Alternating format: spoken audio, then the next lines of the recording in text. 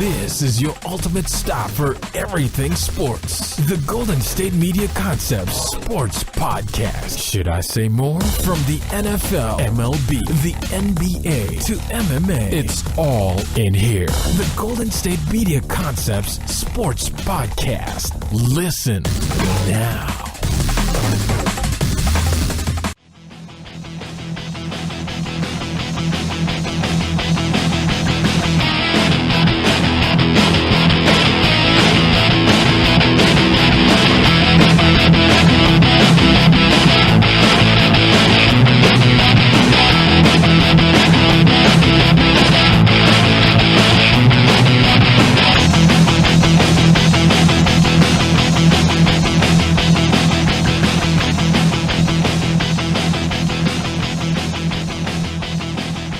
Hello, everybody, and welcome to the GSMC Sports Podcast, brought to you by the GSMC Podcast Network. I'm your host, as always, Jeff Malinoff. Boy, these last 24 hours have been interesting. Most notably, Conor McGregor has announced his retirement on Twitter. That will be the main discussion for today. Also, a horrifying injury in the NBA. We're really not going to discuss it, but it needs to be talked about just a little bit, and prayers for the guy. Also, the Jets are very open, quote unquote, in trading their number 3 overall pick. So we'll discuss what can be the outcome of that and what teams should maybe go for that top 3 pick in the draft to boost their team, maybe a shot at the title for a Super Bowl run, or possibly just to boost up a part of the team that can help rebuild for the future. We'll talk about that as well. But obviously, first things first, Conor McGregor on Twitter announced his retirement because everyone announces their retirement through social media now. It's just a thing that happens. I mean, it makes sense. Best way to get at the information than going on a random television show, maybe a local show or something, announcing your retirement. That's happened in the past as well. But, okay. So, Conor McGregor announced his retirement from MMA, not just combat sports in general, which makes me think maybe he's going to just go to boxing, if anything. But also, is this really it? Are we not going to see a second McGregor-Khabib fight that we're all dying to see? And, well, it's an interesting situation for sure, because it really came out of nowhere. It was after, of course, he was saying in a pre-tape on the Jimmy Fallon, The Tonight Show, that he was thinking of talking with the UFC about a return fight in July, which sounded like that was going to be like the Khabib, or maybe not that, but like building up to a Khabib fight in the near future when they're both eligible, I guess you could say. I thought that's what this was going to lead to, whether it was going to be a year or two from now or whenever. It seemed like this was going to be a build to that fight because that's where the money is, you know? I think everybody wants to see a rematch between those two. Not because they want to see the fight, they want to see the build and how it ends, because that was what was always talked about. The fight itself was a lot to be determined, to be completely honest, but then the brawl at the end of the fight was really what was talked about, and with all the suspensions and whatnot. But is that what's going to be it? Is that going to be what we remember from Conor McGregor? Is that going to be the last memory of Conor McGregor, if you will? Is it not going to be his classic battles with Diaz in those epic fights they had in the past? Is it not going to be the infamous like Vince McMahon like walk that he has when he gets in the ring and all that kind of thing? Is it not going to be his trash talking? Is it going to be more like his trash talking is going to be the death of him, if you will? Because that's what it basically came to in the long run. Was he got under Khabib's skin, of course, talking about family and religion and all that other thing. Kind of like how he did with Floyd Mayweather too at that time, and it just seemed like that was what was gonna be remembered as his trash talking if this is the end of his career. Is it going to be looked at as one of the great careers? Well, he was the first guy to unify 2 titles in 2 different weight classes. That's, of course, a huge accomplishment without question. But the bigger question is like, were his failures too high for like his accomplishments, if you will? And what I mean by that is like, did his trash talking when he didn't beat Mayweather, when he didn't beat Khabib, does that put him in a negative aspect more than a positive aspect? Are people just going to think of him as a trash talker who backed it up only half the time, if you will, quote unquote? And it just feels like there's so much more to be said about this. So much to be said about this, quote unquote, it is retirement. As of right now, it's officially retirement. I'm not sure how else you can say that. And, he could easily come back. This could easily be a ruse. This sounds like this feels like what McGregor would do. You know what I mean? It just seems like he loves to play with people's heads and all that kind of thing. And what I'm seeing is McGregor might be pulling our leg, because I believe he's done this before. I think it was 2 years ago. It was like, I'm retiring, see ya, or something of that effect. And then it was all a big ruse. It was all a big joke. Like an Ashton Kutcher, you just got punked type of thing. Okay, maybe not that to that extent. But you get my point. That it's like the boy who cried wolf, if you will. And it's, if you keep saying you're going to retire, he's only said it once. But if you keep going back on what you said, and made a big thing of it, and then go back on what you said, it doesn't feel like that it's what's the word I'm looking for? It doesn't feel like it's a logical, like it's believable. Believable is the word I'm looking for. So I'm not yet buying it. I feel like Dana White needs to say something. Like, oh yeah, he told me he's retired. The contract is void, or something of that nature. You know, like a confirmation by multiple sources that he's done. It's so hard to say if he's done or not. It's so hard to say if this is the end of a career for one of the most charismatic and controversial figures in combat sports history. I think that's at liberty to say. I think that's a very logical aspect of it, and it's now just an interesting.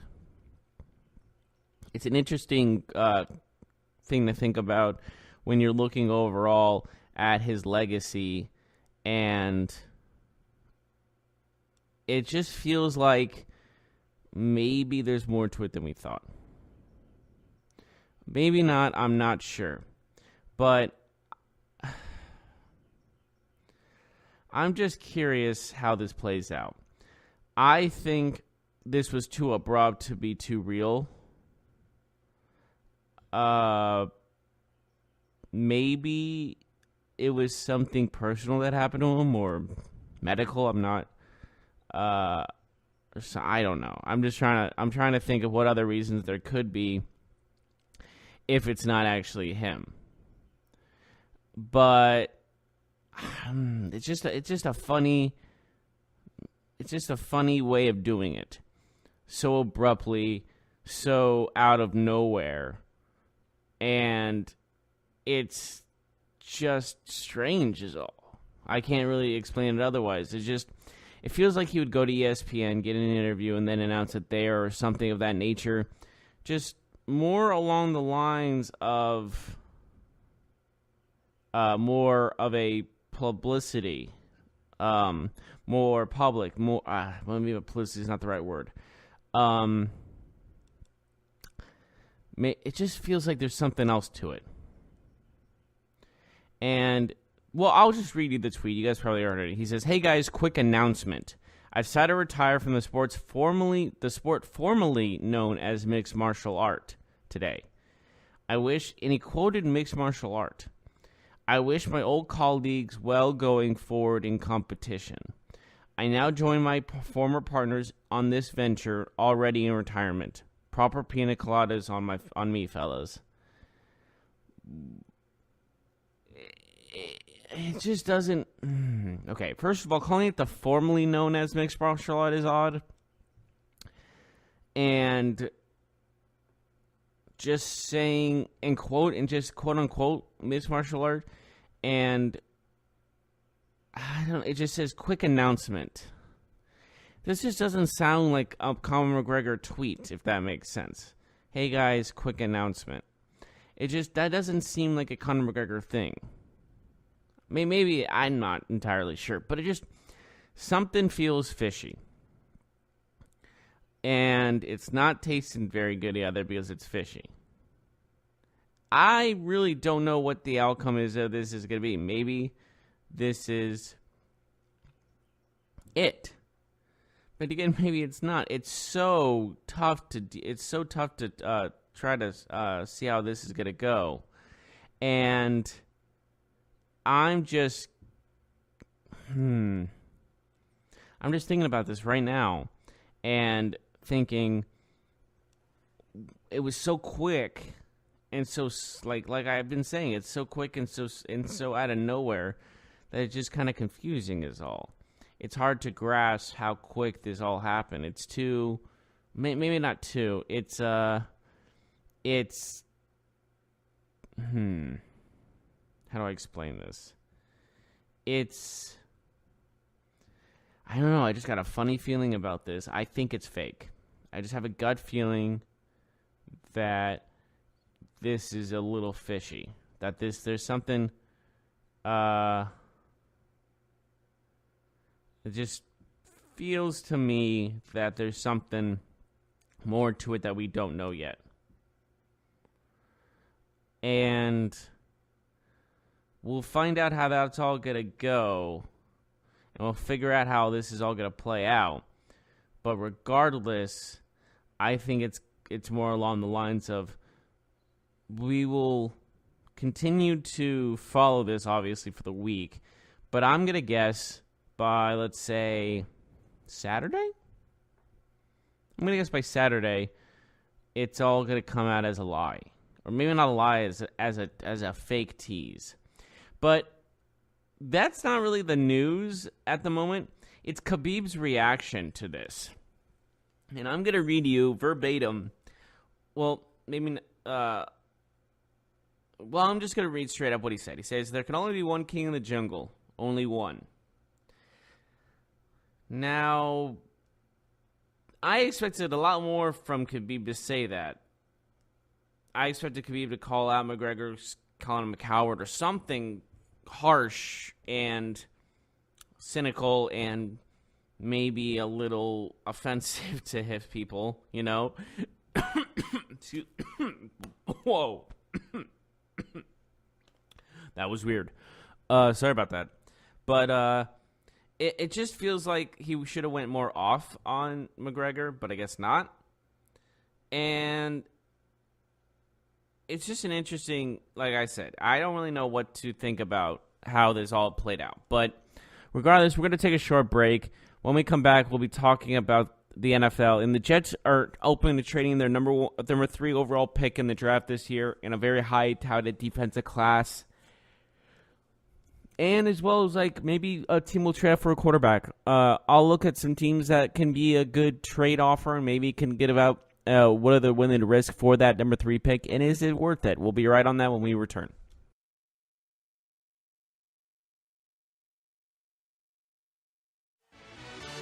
Are you looking for the very best NFL and college football podcast? Then check out the GSMC Football Podcast. Get the latest football news both on and off the field. From the NFL Draft to trades to the rumor mill to the NFL Combines, they got you covered. That's GSMCpodcast.com/football-podcast. Get updates on college rivalries, game day insights, and much, much more. It's football talk the way you want it. This show eats, sleeps, and breathes football. Don't forget to like them on Facebook and follow them on Twitter. Visit GSMCpodcast.com for more info.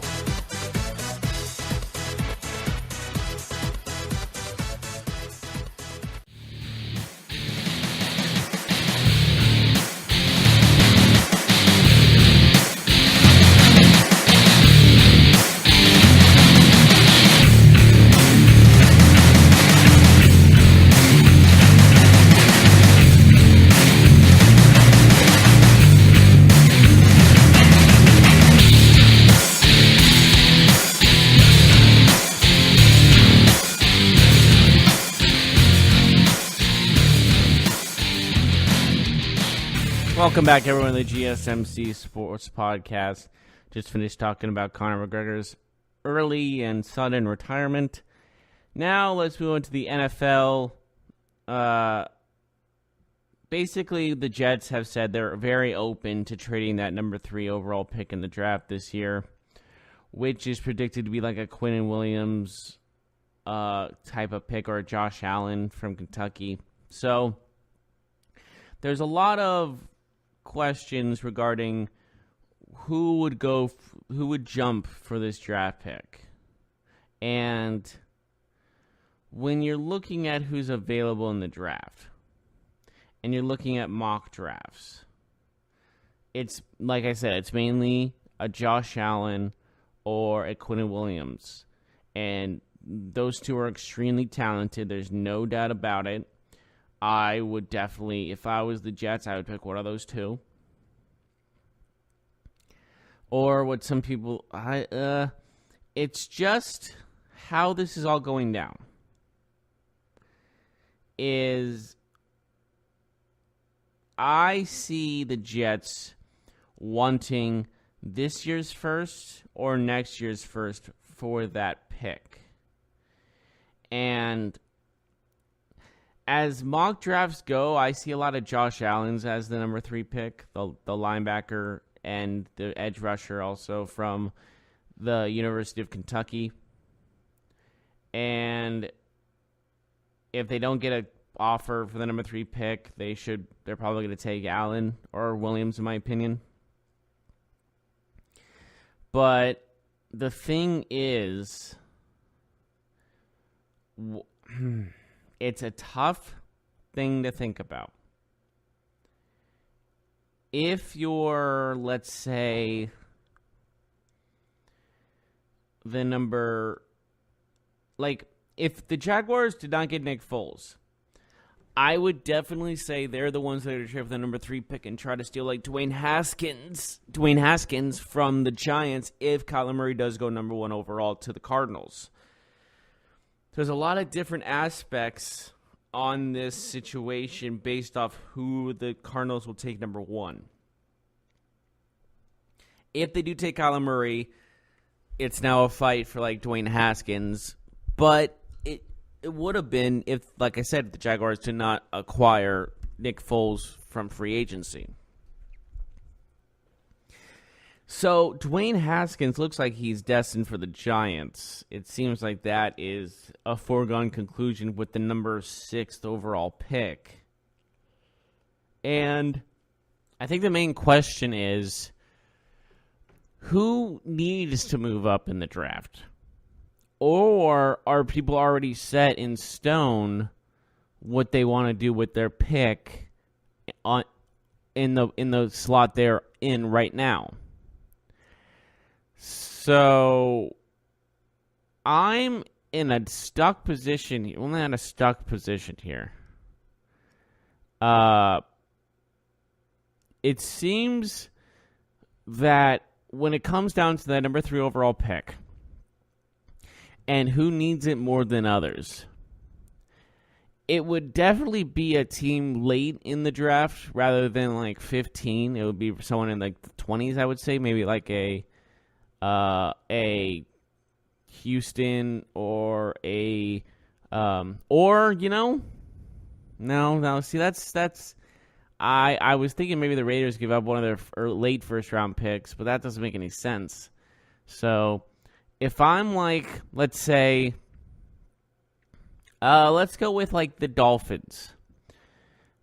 Is the number 13 pick where you want to be since you're in a full rebuild mode now? Or are like the Redskins that kind of team that's going to trade up and want like the DK Metcalf guy, the beast from Ole Miss at wide receiver, and are going to give up a king's ransom for that top pick just to acquire him? Because that's kind of like what the Redskins are about. They're kind of about risky acquisitions like that.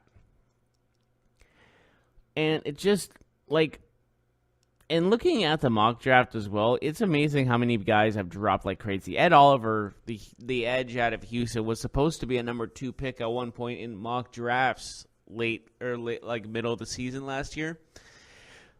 Now he's supposed to go number 14 to the Falcons. Like, that's a serious drop. Same with Greedy Williams, who was a top 5 pick. Now he's all the way down to number 21, which is absurd. So, I mean, what does this... I'm trying to think. I don't think there's actually anyone that is willing to, like, acquire him, if you will. Or not necessarily need to. And when I mean acquire the third pick. And it's an interesting situation for sure, based off the unpredictability of the draft and who wants who and all that kind of thing. But I just don't think they're going to get what they think that they need, they deserve, I guess, that's worth a trade for the number 3 pick. I'm assuming they want at least this year's first or next year's first, and that's a risky acquisition as well. But I don't think if you give up this year's first, I don't think that you can give up just this year's first. You'll be like a next year's second and a next year's third, if you will, for that number 3 overall pick if you're like in the teens, I would assume.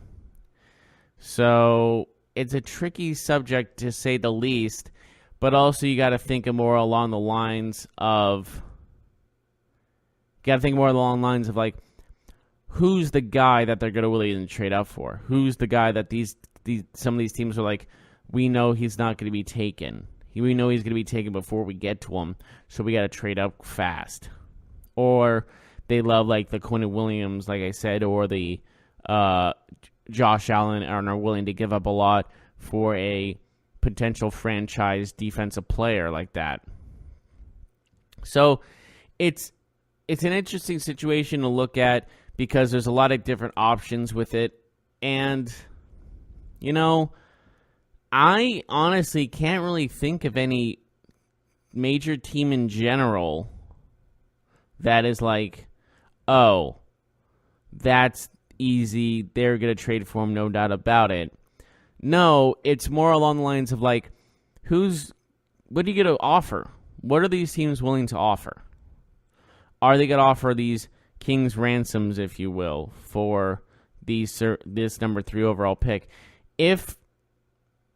But I'm just trying to think, what are the Jets looking for with the number 3? They're saying they're going to look at offers. Are they expecting like a multiple firsts? Are they expecting a first, second, third type of deal? Are they expecting like a Mike Ditka Saints trade? Just a reminder to those who don't know what I'm talking about. Back in, I think, 99, Mike Ditka was basically running the Saints front office. And he said he would trade his entire draft for Ricky Williams. And he did. He traded up in the draft, not for the number 1 pick. I think it was like the number 3 or 4, the 4th pick in the draft for the Saints first that year, 2nd, 3rd, 4th, 6th, and 7th. And than next year's first and third. So not only did he give up all of that year's draft, basically, but he also gave up a first for the next season and a third for the next season, which is absolutely incredible, to say the least, that he was willing to give all that. But I don't think the Jets are expecting that kind of deal. Well, again, it would be like one of the biggest shockers in history if that actually goes down. But I think it's more along the lines of just thinking, what are they wanting to get, and is it worth it to give up the number 3 pick? Because they got C.J. Mosley. Adding a Josh Allen would only benefit that defense, what they got in free agency, and the acquisition of Le'Veon Bell, which would maybe put them as a dangerous AFC East contender. With the retirement of Rob Gronkowski, it just maybe kind of shows that there could be a lot of different potential surprises for the Jets in the AFC East. I know the Patriots are still the man there. They're still the top dog, you know? So it's definitely something interesting, to say the least, when you're thinking about what they can give up, what they're willing to give up, the number 3 overall pick. But again, what are they going to get in return for that? But I think the bottom line is I don't see them getting anything. I don't see them getting offers that they think is worth it. So that's just how I see it, at least. I don't see it mainly as a someone that's going to push the envelope to get that number 3 pick. I think it's going to be one of those picks that they're just going to have to have. They're just going to end up having still the Jets at the number 3 overall pick and selecting a top defensive player in the draft, like a Josh Allen, like a Quinnen Williams or Rashawn Gary or anyone else that, for that matter. Or maybe an offensive tackle or offensive lineman in general to help out with Le'Veon Bell's rushing game. Who knows what they're going to do. But we are going to take another short break. And when we get back, we'll talk, unfortunately, about the basketball injury that is shocking, that is shaking up the world a little bit. And anything else that needs to be discussed regarding sports, we will discuss. We'll be right back right after this.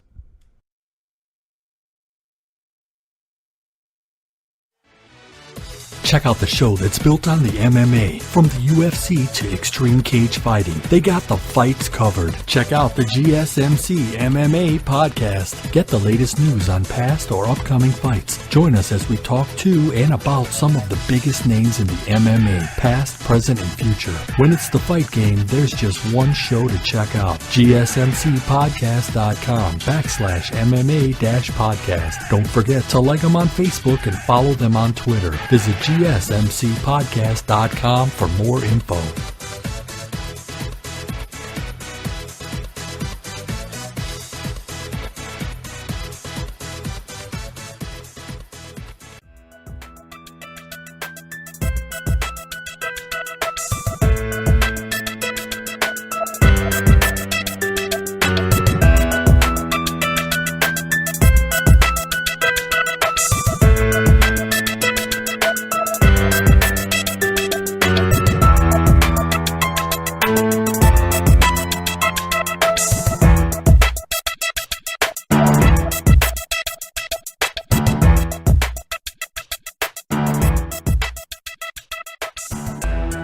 Welcome back to the GSMC Sports Podcast. Just finished talking about the Jets and their potential trading of the number 3 pick in this year's draft.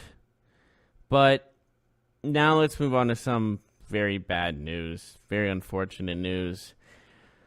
As you're all probably aware, a certain horrific injury happened to the Blazers Nurkic yesterday, suffering a compound fracture in his left leg. I'm not going to explain what happened. I've seen it. It's absolutely gruesome and hard to watch. And it's just a very sad situation, to say the least. And obviously our prayers and thoughts are with him and like his recovery. And bottom line is, it's just, I would be shocked if he plays again, to be honest. and it's a sad situation for sure. But again, we just hope for him for a full recovery. That's all you can ask for and hope for. And it's just hard to think about too because how brutal it is. And I just think there's just a lot of hope for his recovery and a lot of thoughts and prayers. That's all I got to say about the matter. But moving on to breaking news that happened about 30 minutes ago. The Major League Baseball has suspended the San Francisco CEO, Larry Baer, an unpaid suspension until July 1st for the video incident of him knocking down his wife in a public area and trying to take his phone back in a kind of a weird whole thing that is, it's just strange to say the least. And when it comes down to it, his actions were unacceptable. He was being aggressive to his wife, and some say she overreacted. Some say he shouldn't have messed with her in the first place. You can say they're both in the right. I'm not entirely sure how else to think of it, but it was just a unfortunate incident that he got aggressive with her, and he got suspended for it. So he got punished for his actions, and that's the bottom line right there. And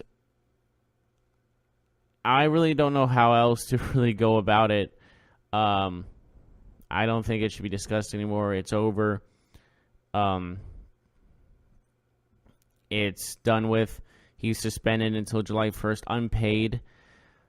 I'm not sure how getting paid as the CFO of a baseball team works, but I guess the MLB pays him, it looks like. It sounds like that's how it's taken. I'm not entirely sure how else it's going to go. I thought they're an individual. I thought each team was like individual type of scenario, type of pay. But maybe I'm wrong. I'm not sure exactly how that's all going down, but I'm not going to put any more thought into it and just move on. But as we get closer and closer to the end of two seasons, the NHL and the NBA, there's two things to think about. Let's look at the NHL playoffs at the moment, as we are less than 10 games away from the start of the playoffs. We have played 75. Teams have played 75, 76, and 77 games already. And we are this close to finishing it all. 82-game season. We're so close. We have 4 teams in the Western Conference already clinched and 2 teams in the Eastern Conference that have clinched. The Lightning have clinched the President's Cup trophy with 122 points, which beat last year's Predators with 118 points they had total last season when they won the President's Trophy. And honestly, in the most shocking form, not one team in the Metropolitan Division has clinched a playoff spot. As the Capitals, the Islanders, and the Penguins, the top 3 teams in the Metropolitan Division, all have 95 points apiece. In 4th in the Metropolitan is the Hurricanes with 91, and in 5th is the Blue Jackets with 86. If you look at the other end of the spectrum in the Eastern Conference in the Atlantic Division, the Canadians have 88 points, and the Panthers at 5 have 78. So, if we're looking at this in a standpoint of playoff matchups, we are definitely looking at something very interesting at the moment in regard to the pairings and the NHL. As of right now, if the season ended right now, in the Eastern Conference, it will be Tampa Bay versus Montreal, as Montreal will take the second wildcard spot. Boston Bruins and Toronto Maple Leafs, as they are both one of the top 2 teams in the division. Washington and Carolina. Islanders and Pittsburgh. As for Columbus, as they're only trailing by 2 points to Montreal, they would be the odd man out. So they are basically hunting for that last playoff spot. But still in the hunt, too, is Philadelphia and Florida, but they're behind by 8 and 10 points respectively. So it's a long shot, but not impossible. As for the Western Conference, well, let's one quick thing. Back to the Eastern Conference. So in the Metropolitan Division, since there's no one actually has a spot yet clinched, having the Hurricanes, Penguins, Islanders, and Capitals all in it makes sense compared to the Canadiens, Maple Leafs, Bruins, and Lightning. So, for the Columbus Blue Jackets to get in the playoffs, they need the Canadiens to basically collapse at the end of the season. But looking at the Western Conference, the 4 teams we have clinched are the Calgary Flames with an unexpected 101 points. There are only 2 teams with 100 more points in the NHL season right now, and that's the Flames and the Tampa Bay Lightning. The Sharks are the second team in the Pacific to clinch with 95 points. They've been on kind of a losing skid at the moment. And then in the Central, the Jets and the Predators are both clinched. So basically, the 30 spot in both the Pacific and the Central divisions are up for grabs at the moment, with the wild card spots as well being up for grabs. So, looking if the Western Conference ended today, we would see the Calgary Flames taking on the team that barely gets in if it ended today, Colorado Avalanche. The Sharks would take on the Vegas Knights. So it would be a 95-point team versus a 90-point team, the 2 versus the 3 when it comes down to Pacific matchup, Pacific seeding, that is. Then we have the Winnipeg Jets, the first place in the Central Division, and they would take on the other final wild card spot taken, that would be the Dallas Stars. Then it would be Nashville Predators versus St. Louis Blues, with the Arizona Coyotes 2 points behind Colorado and a nail-biting finish to the end at the moment. And they're not the only team that close. Also, the Minnesota Wild are 2 points behind Colorado for that final wild card spot, and the Chicago Blackhawks are also 5 points behind them as well. The only team that's actually eliminated from playoff contention in the Western Conference is the Los Angeles Kings, as they are 17 points back, 64 points total this season. Even the Anaheim Ducks have a mere 72 points, are 9 behind Colorado, which technically still gives them an opportunity to basically make a miracle run to the playoffs, but that's probably not going to happen. It's going to come down to Minnesota, Colorado, and Arizona when it comes to that final wild card spot in the Western Conference. Now,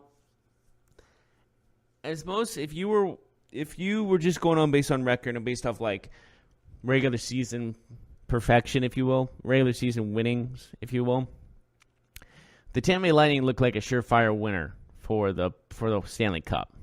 But I think many people should know about this President's Trophy curse. I've talked about it on the sports podcast before. It's not a guarantee that they even get out of that first round.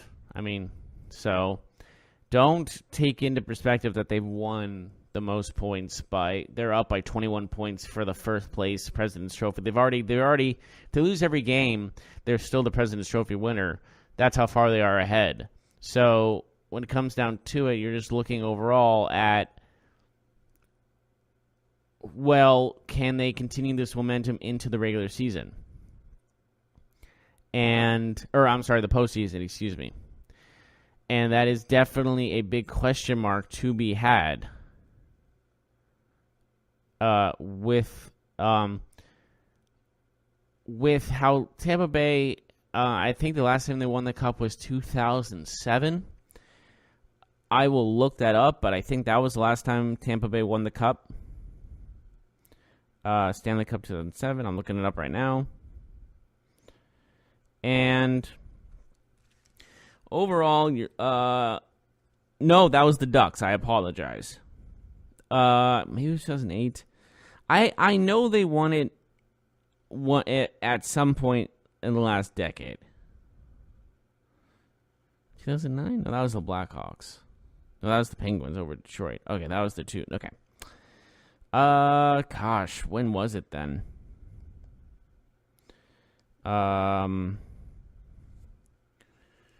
Was it? Let's find. I'm trying to think at the moment.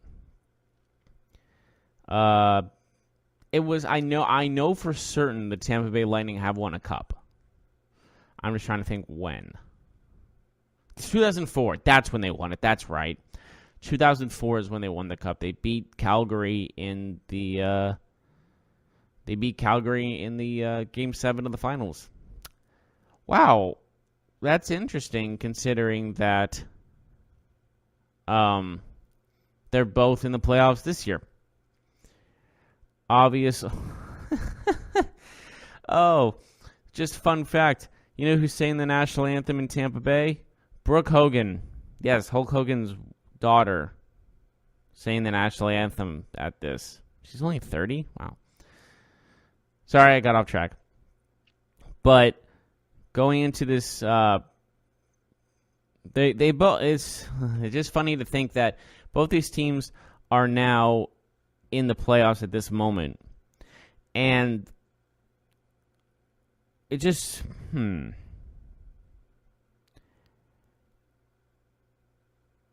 when you're looking at this bracket, I'm just looking like Tampa Bay was the number 1 seed that year when they won the cup.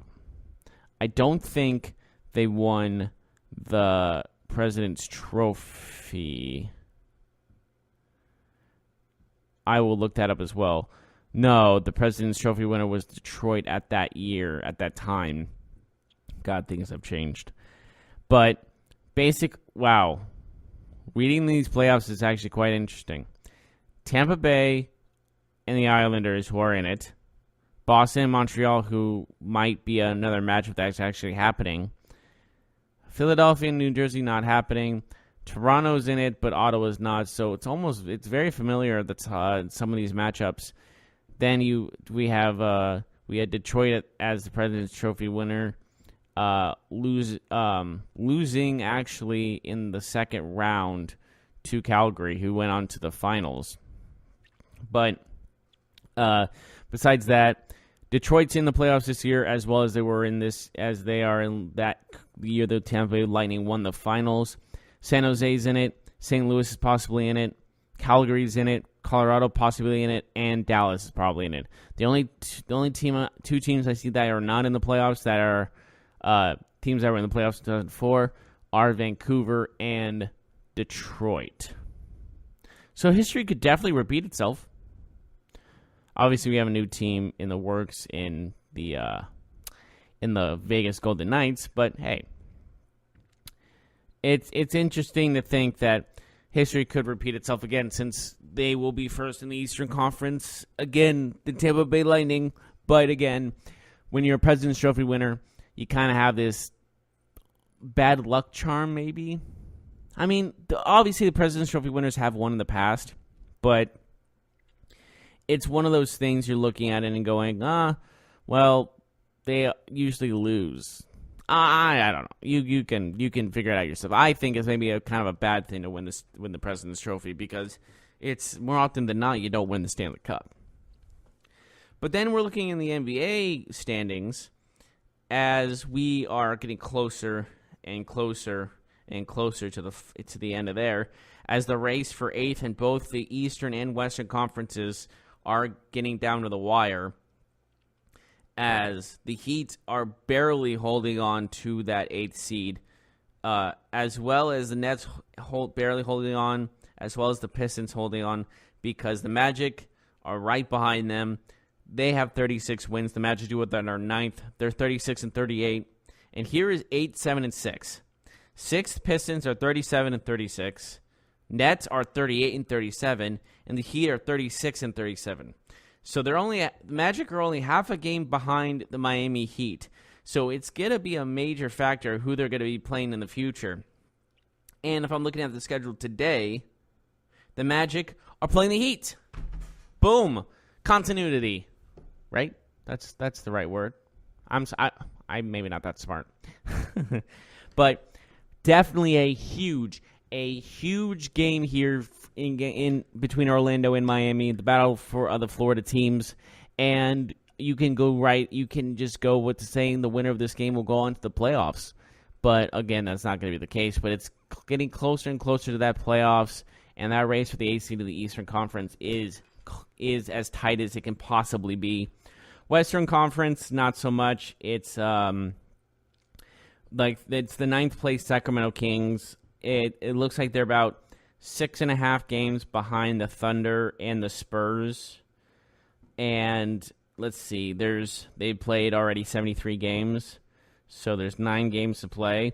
So they need a win out with the Thunder and Spurs losing 6. They need the Thunder or the Spurs to go on a 6-7 game skid to get into the playoffs. So it's a long shot, but it's not impossible, I would say. But regardless of all that good stuff that's happening, that is our show for today. Thank you so much for joining us. Please tune us in also today. We have the football and fantasy football podcast. And as always, I'm Jeff Malinoff, and I'll see you next time. You've been listening to the Golden State Media Concepts Sports Podcast, part of the Golden State Media Concepts Podcast Network. You can find this show and others like it at www.gsmcpodcast.com. Download our podcast on iTunes, Stitcher, SoundCloud, and Google Play. Just type in GSMC to find all the shows from the Golden State Media Concepts Podcast Network, from movies to music, from sports to entertainment, and even weird news. You can also follow us on Twitter and on Facebook. Thank you, and we hope you have enjoyed today's program.